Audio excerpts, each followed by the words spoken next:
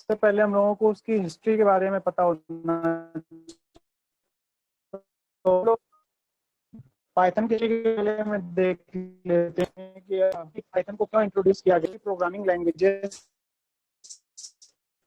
जो है ना, से डेवलपर्स का काम फुलफिल नहीं हो पा रहा था, जिसकी वजह से पाइथन को इंट्रोड्यूस करना पड़ा। Am I Audible?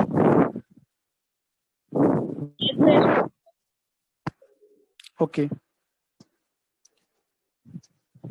So firstly we will learn about history of Python, है ना।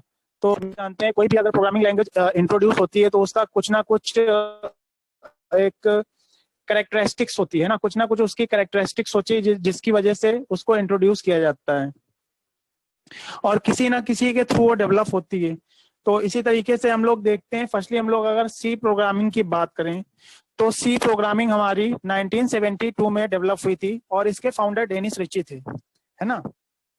अब बात करते हैं कि सी प्रोग्रामिंग से क्या प्रॉब्लम थी और क्या उसके एडवांटेज थे, जिसकी वजह से फर्दर फिर सी प्लस प्लस, कोर, जावा, पीएचपी, है ना, इस तरीके से एक पूरी चेन बना दी गई प्रोग्रामिंग लैंग्वेजेस की। तो अगर बात करें सी के टर्म्स में, तो सी में क्या था आपकी, सी आपकी प्रोसीजरल ओरिएंटेड प्रोग्रामिंग लैंग्वेज थी, है ना। प्रोसीजरल ओरिएंटेड से मतलब था एक प्री डिफाइंड स्ट्रक्चर को फॉलो करती थी। मींस वहां पे सबसे पहले हमें हेडर फाइल्स को इंक्लूड करना पड़ता था, देन हमें मेन मेथड राइट करना पड़ता था, आफ्टर दैट हमें जो भी टास्क इंप्लीमेंट करना था वो हमें वहां पे राइट करना पड़ता था, ठीक है। तो सी प्रोग्रामिंग में ड्रॉबैक क्या आया, सपोज अगर मान लो आपको कोई जीयूआई एप्लीकेशन की जो कि होती है आपकी ग्राफिकल यूजर इंटरफेस एप्लीकेशन, तो वहां पे क्या होता है, लाइक जैसे हम मान लेते हैं कि हमें फर्स्ट नेम चाहिए, करस्पॉन्डिंग एक टेक्स्ट फील्ड चाहिए, लास्ट नेम चाहिए, करस्पॉन्डिंग एक टेक्स्ट फील्ड चाहिए, जेंडर एज अ टेक्स्ट चाहिए, उसके करस्पॉन्डिंग हमें 2 रेडियो बटन चाहिए, एक मेल के लिए एक फीमेल के लिए।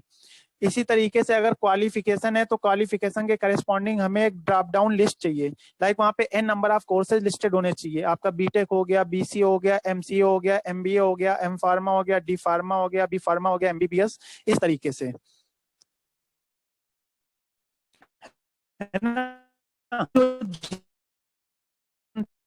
तो हम लोग वो बहुत लेंदी टास्क था। दूसरा वहां पे एक ड्रॉबैक और क्या था, वहां पे ड्रॉबैक ये था कि हम कोड को रीयूटिलाइज नहीं कर पा रहे थे। लाइक सपोज किसी कस्टमर से, कोई कस्टमर आपके पास आता है, उसने आपसे बोला कि मुझे एक प्रोजेक्ट बनवाना है, मुझे एप्लीकेशन बनवानी है जिसमें मुझे क्या करना है, केवल अरिथमेटिक और सब्ट्रैक्शन के 2 ऑपरेशन परफॉर्म करने, ठीक है।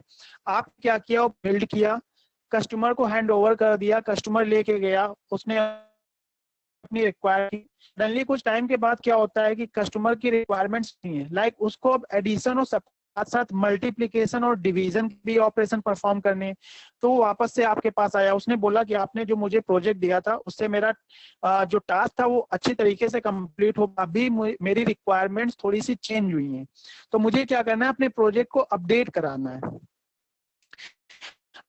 अपडेट मतलब है कि अब एडिशन के साथ साथ मल्टीप्लिकेशन और डिवीजन के भी ऑपरेशन परफॉर्म करने, तो उसने जो भी उसकी रिक्वायरमेंट थी उसने आपसे बताई, ठीक है। अगर वो प्रोजेक्ट आपने सी में बनाया था तो आर और डिवीजन की कोडिंग आप होल सोल कोड हमें फिर से राइट करना पड़ता। अल्टीमेटली चाहे आप प्रीवियस कोड को कॉपी करके कहीं ना कहीं एडिटर पे पेस्ट करते, तब भी हम क्या कर रहे थे, उसको एक तरीके से राइट ही कर रहे थे। फिर वहीं पे हमने क्या किया, मल्टीप्लिकेशन और डिवीजन का भी किया, देन हमने उसको बिल्ड करके फिर से वापस कर दिया। यानी कि यहाँ पे हमने एक प्रॉब्लम देखी, प्रॉब्लम क्या थी, कोड को हम रीयूटिलाइज नहीं कर पा रहे थे। तो ये 2 ड्रॉबैक थे, ठीक है, जिसकी वजह से further C plus plus C plus plus की, तो सी प्लस प्लस आपकी बियार्ने स्ट्रॉन स्ट्रप ने इंट्रोड्यूस, और ये आपकी 1978 में इंट्रोड्यूस हुई थी। बात करते हैं सी प्लस प्लस के क्या एडवांटेज थे। सी प्लस प्लस क्या थी, आपकी प्रोसीजरल ओरिएंटेड थी, as well as object oriented programming language के कंसेप्ट को भी फॉलो करती थी। मींस हम यहाँ पे class, object, inherit, encapsulation, data abstraction, है ना, इन चीजों के थ्रू भी हम प्रोजेक्ट को बिल्ड कर पा रहे थे। लेकिन यहाँ पे भी ड्रॉबैक क्या था, यहाँ पे भी हम जीयूआई एप्लीकेशन बिल्ड नहीं कर पा रहे थे। और जो आपकी सी प्लस प्लस थी वो आपकी pure object oriented programming language नहीं थी। Pure object oriented programming language इसलिए नहीं थी, उसके दो रीजन थे। पहला रीजन था कि सी प्लस प्लस में अगर हम कोई भी वेरिएबल डिफाइन कर रहे थे तो वहां पे उसके लिए हमें डेटा टाइप की रिक्वायरमेंट हो रही थी। लाइक अगर हमें एक ए वेरिएबल डिफाइन करना है जो कि इंटीजर टाइप की वैल्यू को होल्ड करके रखेगा, तो उसके लिए मैं सिंटेक्स राइट करता था इंट ए, है ना। इसी तरीके से अगर मुझे टाइप के वैल्यू को स्टोर करके रखना है तो राइट करता था उसके लिए फ्लोट। की वजह से सी प्लस प्लस को हम pure object oriented programming language नहीं बोलते थे। दूसरा, स्टैटिक मेंबर्स। स्टैटिक मेंबर्स क्या होते हैं? Static members are those members through which we can call creating an instance, यानी कि हम ऑब्जेक्ट क्रिएट करने से पहले को कॉल कर लेते थे, है ना। स्टैटिक मेंबर्स आपके दो तरीके से इंप्लीमेंट होते हैं, एक तो ये आपका वेरिएबल लेवल पे इंप्लीमेंट होता है, दूसरा ये आपका मेथड लेवल पे इंप्लीमेंट होता है।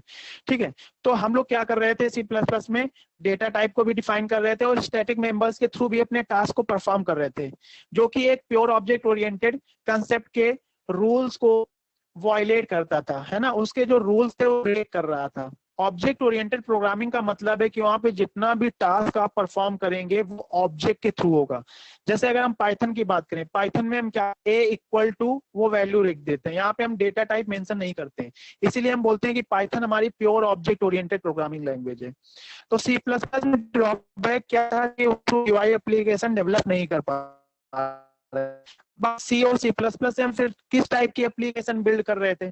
तो सी और सी प्लस प्लस से हम लोग सिस्टम सॉफ्टवेयर बिल्ड कर रहे थे, यानी कि एक तो हम डेस्कटॉप एप्लीकेशन बिल्ड कर सकते थे, दूसरा हम system software system application build कर सकते थे। ठीक है, मींस लाइक आपको लिंकर बनाना है, असेंबलर बनाना है, कंपाइलर बनाना है, ऑपरेटिंग सिस्टम बनाना है। ठीक है, तो इस टाइप की जो एप्लीकेशन थी वो हम सी और सी प्लस प्लस के थ्रू बिल्ड कर पा रहे थे। मूव करने के बाद आपका कंसेप्ट आया जावा का। ठीक है, तो जावा आपकी क्या थी? जावा भी आपकी partial object oriented programming language थी। बहुत से लोग क्या बोलते हैं कि जावा आपकी pure object oriented programming language होती है, लेकिन ऐसा नहीं। जावा भी आपकी partial object oriented programming language होती है। उसके भी दो रीजंस हैं, एक तो वहां पे हम डेटा टाइप डिफाइन करते हैं, दूसरा जावा भी स्टैटिक मेंबर्स के कंसेप्ट को सपोर्ट करता है। लाइक अगर जावा में हमें एक इंटीजर टाइप का वेरिएबल डिफाइन करना है तो वहां पे इंट ए इक्वल टू हम राइट करते हैं। इसी तरीके से अगर स्ट्रिंग टाइप का वेरिएबल डिफाइन करना है तो स्ट्रिंग ए इक्वल टू इस तरीके से डिफाइन करते हैं। और दूसरा जो स्टैटिक मेंबर्स हैं वो बिफोर क्रिएटिंग ऑब्जेक्ट हम क्या करते हैं, वहां पे जो भी हमने वेरिएबल डिफाइन किया होगा स्टैटिक या फिर मेथड डिफाइन किया होगा उसको हम लोग एक्सेस कर लेते हैं। जैसे अगर इसका मैं रियल टाइम आपको एक एग्जांपल करके दिखाता हूँ कि कैसे हम लोग बिना ऑब्जेक्ट क्रिएट किए जावा में हम लोग प्रोग्राम को एग्जीक्यूट कराते थे। तो यहाँ पे मैं एक क्लास ले लेता हूँ। जैसा कि पता है कि जावा में आपका जितना भी टास्क होता था with in a class and main method हम लोग इंप्लीमेंट करते थे। तो यहाँ पे मैं एक क्लास ले लेता हूँ, क्लास का नाम मैं दे देता हूँ डेमो। यहाँ पे मैंने क्या किया, एक मेथड डिफाइन कर दिया, पब्लिक स्टैटिक वॉइड शो।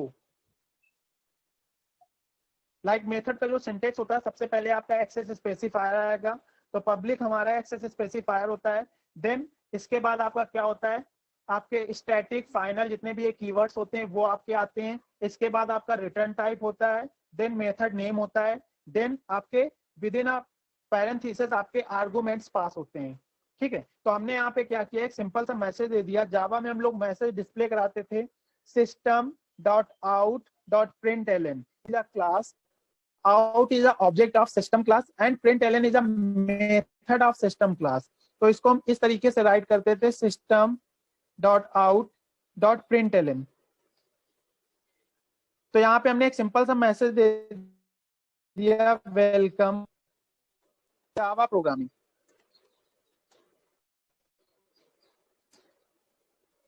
इसके बाद हम क्या करते हैं, यहाँ पे मेन मेथड राइट करते हैं। तो जावा में मेन मेथड क्या होता है, पब्लिक स्टैटिक वॉइड मेन, और यहाँ पे हम लोग क्या करते हैं, कमांड लाइन आर्गुमेंट पास करते हैं। कमांड लाइन आर्गुमेंट क्या करता है, यूजर्स को ये फैसिलिटी प्रोवाइड कराता है, डेवलपर्स को ये फैसिलिटी प्रोवाइड कराता है कि वो रन टाइम पे भी आर्गुमेंट पास कर सकता है। यहाँ पे हमने क्या किया, डायरेक्ट हमने उस मेथड को कॉल कर लिया। यहाँ पे हम ऑब्जेक्ट नहीं क्रिएट करेंगे, डायरेक्ट उस मेथड को कॉल कर लेंगे। तो हम स्टैटिक टाइप के जो मेथड हो या वेरिएबल हो उनको कैसे एक्सेस करते हैं, उसका सिंटेक्स होता है class name dot static members name. तो क्लास नेम हमारा यहाँ पे क्या है, डेमो, और स्टैटिक मेंबर्स नेम क्या है, शो। तो इस तरीके से हमने यहाँ पे इसको एक्सेस कर लिया। यहाँ पे हमने ऑब्जेक्ट नहीं क्रिएट किया डेमो क्लास का, डायरेक्टली हमने उसको एक्सेस। अब इस आने के लिए हमारे सिस्टम में इंस्टॉल होना चाहिए जेडीके। क्या होता है, जावा डेवलपमेंट टूल किट होती है। जेडीके के अंदर हमारा जेआरई होता है, जेआरई होता है जावा रन टाइम एनवायरमेंट। इसके साथ साथ यहाँ पे एन नंबर ऑफ लाइब्रेरीज और पैकेजेस पड़े होते हैं जो कि आपके प्रोग्राम को सक्सेसफुली एग्जीक्यूट कराते हैं। तो इस फाइल को मैं सेव कर लेता हूँ। मेरा जो जेडीके इंस्टॉल है वो मैंने डी ड्राइव में इंस्टॉल किया हुआ है। तो हम लोग डी ड्राइव में जाएंगे, मैंने जेडीके डॉक्स के अंदर बिन फोल्डर के अंदर जाएंगे। हमेशा जो जावा का प्रोग्राम सेव होता है वो आपका बिन फोल्डर के अंदर जाके सेव होता है। यहाँ पे मैंने क्या किया, अब प्रोग्राम सेव कैसे करते हैं, जावा में जो भी हम प्रोग्राम का नाम देते हैं, यानी कि क्लास का नेम देते हैं, क्लास का नेम और फाइल नेम दोनों सेम होने चाहिए, तभी प्रोग्राम आपका सक्सेसफुली कंपाइल होगा और रन होगा। तो मैंने क्लास नेम यहाँ पे ली थी डेमो डॉट जावा, इसका एक्सटेंशन है, और यहाँ से मैं इसका पाथ कॉपी कर लूंगा। इसके बाद मैंने इसको सेव कर दिया। अब हम लोग क्या करेंगे, विंडो आर करके कमांड प्रॉम्प्ट ओपन कर लेते हैं। अभी हम प्रेजेंट टाइम में कहाँ पे हैं, सी के अंदर, यूजर्स के अंदर, राघव नाम के फोल्डर के अंदर। हमें जाना कहाँ है, डी ड्राइव में। तो हमने डी लिखा, कोलन प्रेस किया, एंटर मारा, डी ड्राइव में एंटर कर गए। अभी यहाँ पे हम क्या करेंगे, हमें कौन सी फोल्डर के अंदर जाना है, डी के अंदर, जावा डॉक्स के अंदर, जेडीके डॉक्स के अंदर, बिन फोल्डर के अंदर जाना है। तो हमने यहाँ पे लिखा C D for copy directory, और यहाँ पे हमने क्या किया, पूरा का पूरा पाथ पेस्ट कर दिया, एंटर मारा, हम बिन फोल्डर के अंदर पहुंच गए। अब हम क्या करेंगे, अपने उस प्रोग्राम को फर्स्टली कंपाइल कराएंगे, देन रन कराएंगे। तो जावा में कंपाइल कराने के लिए जावा सी कंपाइलर होता है, जिसको बोलते हैं जावा कंपाइलर। इसका सिंटैक्स होता है जावा सी। तो जावा सी, देन हम क्या करेंगे, क्लास नेम हमारी है डेमो डॉट जावा। इस तरीके से करके इसको कंपाइल करेंगे। अगर कोई भी एरर आपके कोड में होगी तो आपकी कंपाइल टाइम में शो हो जाएगी, अदरवाइज प्रोग्राम सक्सेसफुली रन हो जाएगा। ठीक है, इसके बाद हम क्या करेंगे, इसको रन कराएंगे। रन कराने के लिए जावा देन स्पेस क्लास नेम देते हैं। तो देखो इस तरीके से हमारा आउटपुट आ गया। यहाँ पे हमने क्या किया, हमने यहाँ पे इस क्लास का ऑब्जेक्ट क्रिएट नहीं किया, फिर भी हमारा प्रोग्राम क्या हो रहा है, सक्सेसफुली रन कर रहा है। ये इसलिए हो रहा है क्योंकि हमने इसको स्टैटिक मेंबर्स के थ्रू बिल्ड किया है ना। तो अगर आपका स्टैटिक मेंबर्स और डेटा टाइप का कंसेप्ट होता है, दैट मीन्स वो आपकी pure object oriented programming language नहीं है। इसीलिए हम बोलते हैं कि ना ही हमारी सी प्लस प्लस और ना जावा हमारी pure object oriented programming language है, ये हमारी partial object oriented programming language है। Is it clear? Yes sir. Okay, तो हम लोग आगे बढ़ते हैं। देन जावा, आपकी जावा जो इंट्रोड्यूस की थी, जावा को जेम्स गोसलिंग ने इंट्रोड्यूस किया था, ये आपकी 1991 में इंट्रोड्यूस हुई थी। ठीक है, जावा आपकी पार्शियल ऑब्जेक्ट ओरिएंटेड, आपकी स्ट्रक्चर प्रोग्रामिंग लैंग्वेज को भी फॉलो करती थी। यहाँ पे हम वेबसाइट्स, है ना, स्टैंड अलोन एप्लीकेशन, हर टाइप के एप्लीकेशन को बिल्ड कर सकते थे। अब इसके बाद कंसेप्ट आता है कि लाइक जावा जब हमारे अच्छे से चल रही थी तो उसी पैरेलल में आपकी पीएचपी भी इंट्रोड्यूस हुई, है ना, आपकी पाइथन भी इंट्रोड्यूस हुई। तो जावा थी, जावा में अगर आप कोई भी वेबसाइट बनाते हैं, लाइक जो आपकी डेस्कटॉप एप्लीकेशन होती है जिनको स्टैंड अलोन एप्लीकेशन बोलते हैं, अगर आप उस टाइप की एप्लीकेशन बिल्ड करेंगे तो पर्टिकुलर आपके सिस्टम पे चलती है, या जहाँ पे जाके आप उसको इंस्टॉल करेंगे वहां पे ही वो रन होगी। बात करते हैं वेबसाइट्स की। अगर जावा के थ्रू आपने कोई भी वेबसाइट बनाई तो उसके लिए हमें डोमेन परचेज करना पड़ता था, देन उसकी होस्टिंग परचेज करनी पड़ती थी, देन हम अपने उस प्रोजेक्ट को वहां पे होस्ट करते थे डोमेन के थ्रू, है ना। इस तरीके के सारे एंड यूजर्स उसको एक्सेस कर पाए, उसको देख पाए। अब बात करते हैं इसी के पैरेलल में जो आपकी पीएचपी और पाइथन आई। पीएचपी में क्या होता है, पीएचपी आपकी ओपन सोर्स होती है और पाइथन भी आपकी ओपन सोर्स होती है। लाइक अगर कोई भी वेबसाइट आपकी जावा में बिल्ड होगी, आप उस पर राइट क्लिक करिए, इंस्पेक्ट एलिमेंट्स में जाइए, तो आप उसका कोड नहीं सीन कर पाएंगे उसी प्लेस पे। अगर हम बात करें पाइथन की या पीएचपी की, आप कोई भी वेबसाइट्स होगी जो आपकी पीएचपी या पाइथन पे बिल्ड होगी, आप उस पर राइट क्लिक करिए पेज पे कहीं पे भी, वहां पे ऑप्शन आएगा इंस्पेक्ट एलिमेंट्स का। ठीक है, इंस्पेक्ट एलिमेंट पे आप क्लिक करिए तो आप उसके जो आपका डेवलपर डेवलपर ऑप्शन ओपन हो जाता है, वहां से आप उसकी कोडिंग को कॉपी कर सकते हैं, अपनी नीड के अकॉर्डिंग चेंजेस करके उसको फिर से रन करा सकते हैं। है ना। तो ये फीचर्स थे PHP और पाइथन में। इसके अलावा क्या था, PHP यूजर फ्रेंडली थी, ओपन सोर्स थी। यूजर फ्रेंडली कैसे थी, लाइक ये HTML CSS जावा स्क्रिप्ट इनके सिंटैक्स को फॉलो करती थी, है ना। तो HTML क्या होता है, HTML थोड़ा बेसिक सिंटैक्स होते हैं। अगर आपको टैग की अच्छे से नॉलेज है तो आराम से आप वहां पे वेबसाइट्स बिल्ड कर पा रहे थे। जो इसके PHP के सिंटैक्स थे वो जावा के कंपैरिजन में इजी थे, है ना। हम इजीली उसको अंडरस्टैंड करके उसको बिल्ड कर पा रहे थे, इसीलिए आपकी PHP इंट्रोड्यूस हुई। अभी आप करंट टाइम सिनेरियो देख रहे होंगे, आपकी PHP अच्छे ने PHP पे स्पेशलाइजेशन किया है। आपके साथ 3 बंदे हैं जिन्होंने अलग अलग प्रोग्रामिंग लैंग्वेज पे स्पेशलाइजेशन किया। लाइक एक ने जावा पे किया है, एक ने पाइथन पे किया है, एक ने PHP पे किया है, ठीक है। तो इन तीनों स्पेशलाइजेशन के बंदों की जो सबसे पहले जिसकी जॉब लगेगी वो PHP वाला होगा, क्योंकि PHP की मार्केट में डिमांड बहुत ज्यादा होती है। क्योंकि सबको पता होता है कि अगर बंदे ने BCA BTech या कुछ भी किया है, MTech किया है, तो उसको HTML CSS जावास्क्रिप्ट ये अच्छे से आती होगी। बाकी वो ट्रेनिंग देके उसको अपने नीड के अकॉर्डिंग उसको प्रिपेयर कर देते हैं, है ना। जावा और पाइथन उस कंपेरिजन में थोड़ा टफ पड़ता है। यहाँ पे अगर आपका कोडिंग लेवल अच्छा नहीं हुआ तो आपको बहुत ही अभी हम पाइथन भी आपकी क्या है, एक pure object oriented programming language है ना।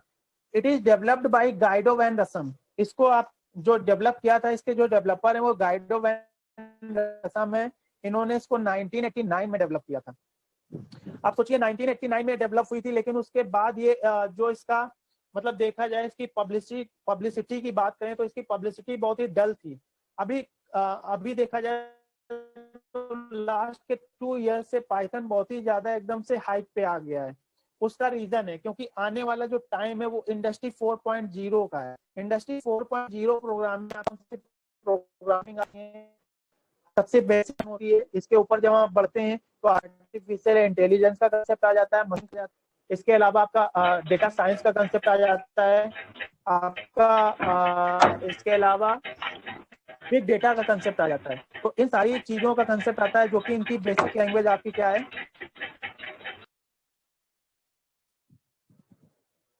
पाइथन है।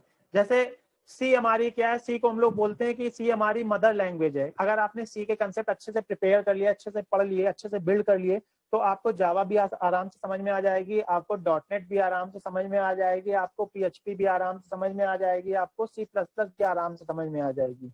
इसी तरीके से अगर आपने पाइथन के कंसेप्ट अपने अच्छे से बिल्ड कर लिए तो आपको मशीन लर्निंग भी आराम से समझ में आएगी, आपको डेटा साइंस भी आराम से समझ में आएगी, को भी आराम से समझ में आएगी। तो जो आपकी पाइथन है, पाइथन आपकी pure object oriented programming language है और it is developed by Guido van Rossum in 1999। जब ये डेवलप हुई थी उस टाइम पे इसका इतना ज्यादा यूटिलाइजेशन नहीं हुआ, उस टाइम पे इस पे इतनी ज्यादा एप्लीकेशन नहीं बनी। लेकिन अभी रिसेंटली लास्ट 2 ईयर में देखा गया है पाइथन का ग्राफ एकदम से हाइट पे चला गया है। लाइक ये इस टाइम जावा PHP इन सब में सबसे आगे निकल गई है। अभी अगर करंट टाइम में देखें तो जो सबसे ज्यादा पॉपुलर लैंग्वेज है वो आपकी पाइथन। जो आने वाला टाइम है वो machine learning, artificial intelligence, big data और डेटा साइंस इन्हीं का है। और इनकी जो बेसिक लैंग्वेज है वो आपकी पाइथन है। पाइथन को हम लोग ये भी बोलते हैं it is also dynamically typed because it carries out type checking at run time. इसको हम लोग डायनामिकली टाइप्ड लैंग्वेज भी बोलते हैं। डायनामिकली टाइप्ड लैंग्वेज का मतलब ये स्ट्रांगली टाइप्ड लैंग्वेज है। मींस यहाँ पे जो भी आपके डेटा टाइप डिफाइन होते हैं, ठीक है, वो आपका रन टाइम में चेक होता है कि कौन सी वैल्यू को कंटेन करके रख रहा है, कौन सी वैल्यू को होल्ड करके। एग्जांपल जैसे हम लोग यहाँ पे क्या करते हैं, एक नई विंडो ले लेते हैं, कंट्रोल एन करके। हमने क्या किया यहाँ पे ए इक्वल टू हमने 10 यहाँ पे स्टोर कर दिया। ए में हमने क्या किया, एक वैल्यू स्टोर कर दी जो कि 10 है। तो इसका मतलब है कि A is a variable, A is a variable which hold is the value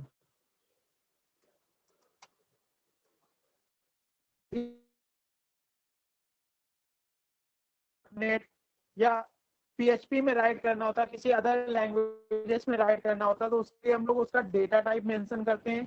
then variable mention करते हैं, देन वहां पे वैल्यू स्टोर कराते थे।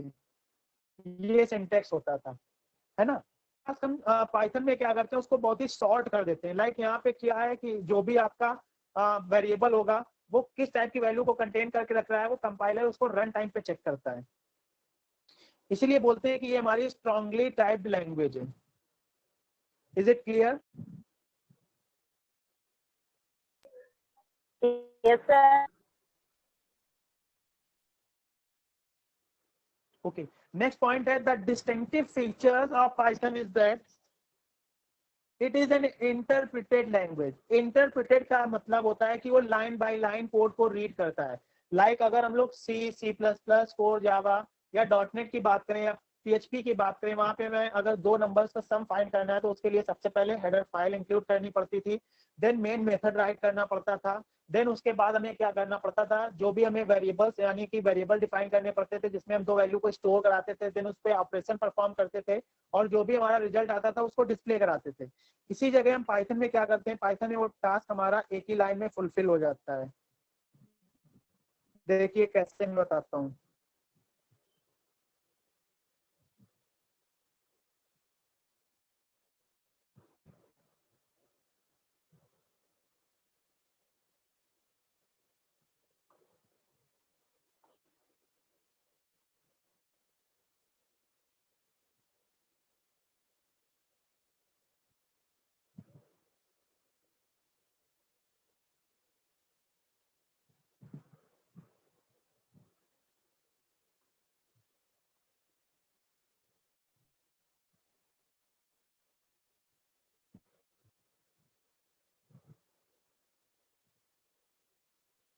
लाइक इसको हम लोग सेव कर लेते हैं, 1 मिनट, इसका नाम दे देते हैं, एक फोल्डर बना लेते हैं यहाँ पे पाइथन प्रोग्राम्स नाम का।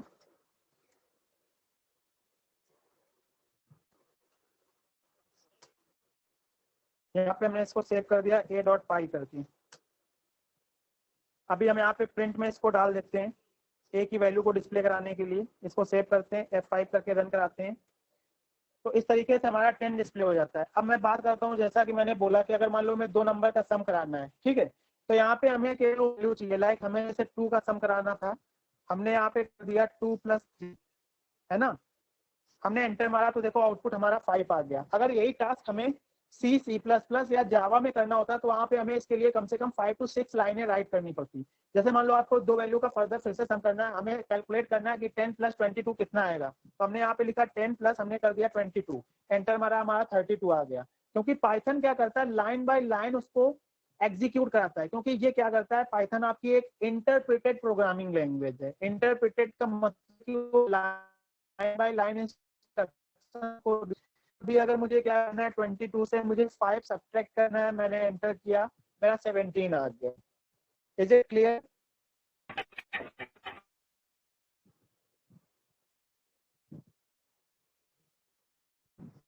नेक्स्ट है the Python ideally stand for integrated development environments, executes instruction one line at a time। ये एक लाइन को एक बार एग्जीक्यूट करता है, देन नेक्स्ट लाइन के पास जाता है, नेक्स्ट इंस्ट्रक्शन के पास जाता है, वो एग्जीक्यूट करेगा, फिर से नेक्स्ट के पास जाएगा, उसको एग्जीक्यूट कराएगा। इस तरीके से आपका एग्जीक्यूट होता है, यानी कि लाइन बाय लाइन इसको एग्जीक्यूट कराता है, जैसे कि कैलकुलेटर में होता है। जस्ट लाइक कैलकुलेटर में हम क्या करते हैं, 2 + 3 कर देते हैं, 5 हो जाता है, ठीक है। अब हमारा 5 आउटपुट आया, 5 में हमें 3 ऐड करना है, तो 5 + 3 कर दिया, देन आपका 8 हो गया। 8 में हमें क्या करना है, 3 का मल्टीप्लाई कराना है, तो 8 × 3 कर दिया, तो हमारा 24 आ गया। जस्ट लाइक कैलकुलेटर वर्क करता है, डिट्टो सेम प्रोसीजर पे आप पाइथन आइडियली वर्क करता है। नेक्स्ट है Python has a simple syntax similar to English language. इसमें क्या होता है, जैसे हम इंग्लिश में कोई भी स्टेटमेंट राइट करते हैं डिक्टो उसी तरीके से हम लोग पाइथन में भी सिंटैक्स को राइट करके अपने आउटपुट को डिस्प्ले करा सकते हैं। जैसे मैं आपको बताता हूँ, सपोज मान लो हमें क्या करना है, हमें डिस्प्ले कराना है वेलकम टू प्रोग्रामिंग लैंग्वेज। तो हमने क्या किया, प्रिंट जो कि बिल्ट इन फंक्शन होता है पाइथन में, हमने उसका यूज किया। हमने इसके पैरेंथेसिस ओपन किए, डबल कोट्स में हमने राइट कर दिया वेलकम टू पाइथन डेमो, और हमने एंटर मार दिया। तो इस तरीके से हमारा आउटपुट आ गया। जबकि इसी टास्क को अगर हमें सी, सी प्लस प्लस, कोर, जावा, डॉटनेट PHP में राइट करना पड़ता, तो उसके लिए हमें वहाँ पे फर्स्टली हेडर फाइल्स या पैकेजेस इंपोर्ट कराने पड़ते या क्लास लेनी पड़ती। देन उसके बाद मेन मेथड डिफाइन करना पड़ता, मेन मेथड के अंदर अपना प्रिंटिंग का स्टेटमेंट देते, देन उसकी वर्किंग को क्लोज करते, उसको सेव करते, रन कराते, तब जाके हमारा प्रोग्राम सक्सेसफुली एग्जीक्यूट होता। उसी जगह हमने क्या किया, पाइथन में केवल हमने जो भी स्टेटमेंट हमें देना है, जस्ट लाइक इंग्लिश लैंग्वेज में हम राइट करते हैं, उसको हमने राइट किया with in a print built in function, और हमने क्या किया, एंटर मार दिया। तो हमारा प्रॉम्प्ट सेल क्या करता है, उसको इंटरप्रेट करके हमारा आउटपुट प्रोड्यूस कर देता है। Is it clear? Yes sir. Yes, sir. Yes, sir.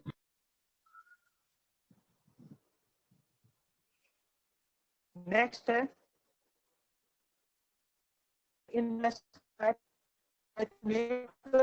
television from Monty Python's Flying Circus. It is not named after the Python snake. अब बात करते हैं कि पाइथन का पाइथन नाम कैसे पड़ा। जैसे पाइथन एक टाइप का क्या है, स्नैक भी होता है ना, तो लोग बोलते हैं कि स्नैक नेम्स पे ही डेवलपर ने क्या किया, इसका नाम पाइथन रखा, लेकिन ये क्या है, गलत धारणा है ना। पाइथन का नेम कैसे पड़ा पाइथन, बहुत पहले क्या था, एक इंग्लिश में शो आता था मॉन्टी पाइथन फ्लाइंग सर्कस, है ना, तो उसी शो के नाम पे पाइथन का नाम पाइथन पड़ा, ना कि पाइथन स्नैक जो हमारा गेम होता था उसके नाम पे इसका क्लियर। Yes sir. अब बात करते हैं हिस्ट्री ऑफ पाइथन की। तो जैसा कि मैंने भी बताया था, पाइथन को गाइडो वैन रसम ने डेवलप किया था। ये 1989 में नीदरलैंड में डेवलप हुई थी, है ना। जो सबसे पहला वर्जन पाइथन का इंट्रोड्यूस हुआ था वो 16 अक्टूबर 2000 में डेवलप हुआ, वर्जन आया था 2.0, पाइथन 2.0। अभी रिसेंटली आपका जो चल रहा है वो आपका पाइथन 3.9 वर्जन चल रहा है, ठीक है।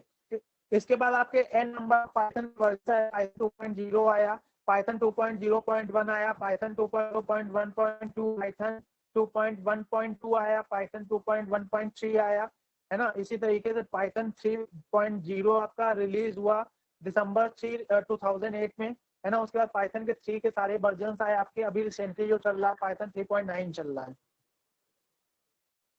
इसके बाद नेक्स्ट कंसेप्ट आता है कि पाइथन के फीचर्स क्या हैं, लाइक कुछ होते हैं फीचर, इसी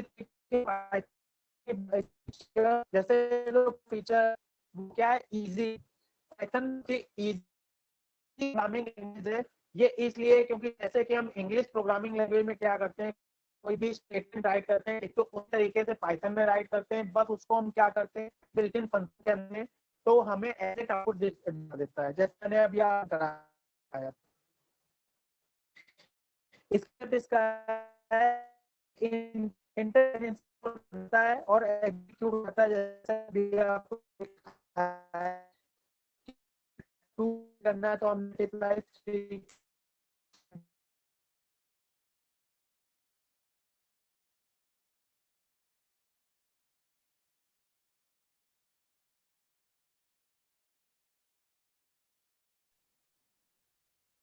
सर आपकी वॉइस नहीं क्लियर आ रही है।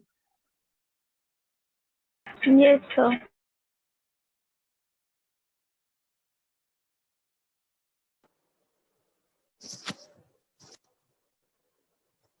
एम आई ऑडिबल, मेरी आवाज आ रही सभी को? तो सर अभी आ रही है, लेकिन इससे पहले नहीं आ रही थी। Okay Sir, right now you are audible, but at times there is a difficulty.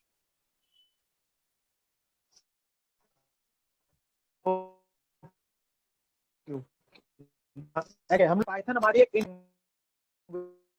Interpreted programme का मतलब है कि इंस्ट्रक्शन आपके लाइन बाय लाइन रीड होते हैं, देन एग्जीक्यूट होते हैं, जस्ट लाइक कैलकुलेटर। कैलकुलेटर क्या करते हैं, हमने 2 + 3 किया, आउटपुट आ गया हमारा 5। अब हमें क्या करना है, जो आउटपुट आया उसमें हमें 3 का मल्टीप्लाई करना है, तो 5 × 3 कर दिया, हमारा आउटपुट आ गया 15, ठीक है। उसी सिनेरियो में आपका पाइथन में भी वर्क होता है। लाइक अगर हम बात करें कि हमें क्या करना है, 4 में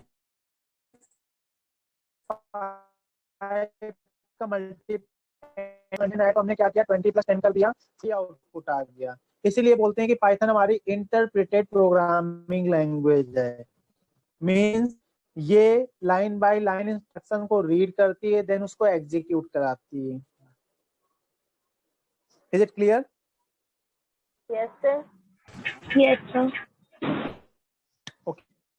नेक्स्ट इसका जो फीचर्स है वो है ऑब्जेक्ट ओरिएंटेड। जैसा कि मैंने बताया कि पाइथन आपकी प्योर ऑब्जेक्ट ओरिएंटेड है। ऑब्जेक्ट ओरिएंटेड से मतलब है यहाँ पे हम जितना भी टास्क बिल्ड करते हैं, अचीव करते हैं, वो सारा का सारा ऑब्जेक्ट के थ्रू होता है। जस्ट लाइक अगर मैं बात करूं यहाँ पे कि मैंने यहाँ पे क्या किया, मैंने यहाँ पे एक वेरिएबल डिफाइन किया a, ठीक है। तो a जो हमारा, इसको एज अ वेरिएबल भी ट्रीट करेंगे, इसको हम एज अ ऑब्जेक्ट भी ट्रीट करते हैं। ये a हमारा क्या है, a हमारा एक ऑब्जेक्ट है जो कि इंटीजर टाइप की वैल्यू को होल्ड करके रख रहा है। इसी तरीके से अगर हम यहाँ पे करते हैं b इक्वल टू 2.3, तो b हमारा एक ऑब्जेक्ट है जो कि फ्लोट टाइप की वैल्यू को होल्ड करके रख रहा है, क्योंकि यहाँ पे डेटा टाइप का कोई कंसेप्ट नहीं होता है।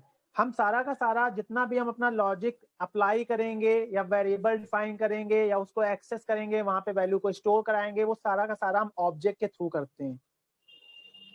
Is it clear? Yes sir. Yes, इस sir. तरीके से हमारा देखो 10 और 2.3 डिस्प्ले हो गया।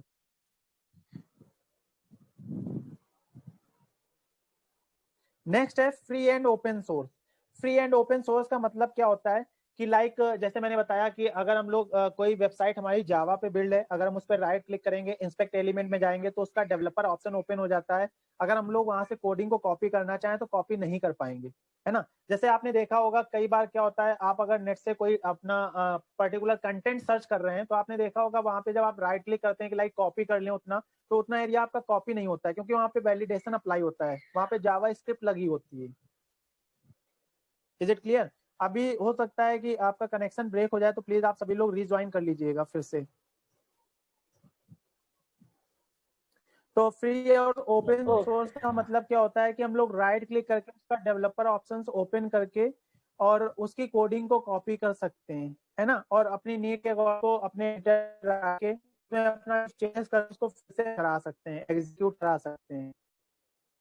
नेक्स्ट है पोर्टेबल। पोर्टेबल का मतलब होता है इजी टू कन्वे।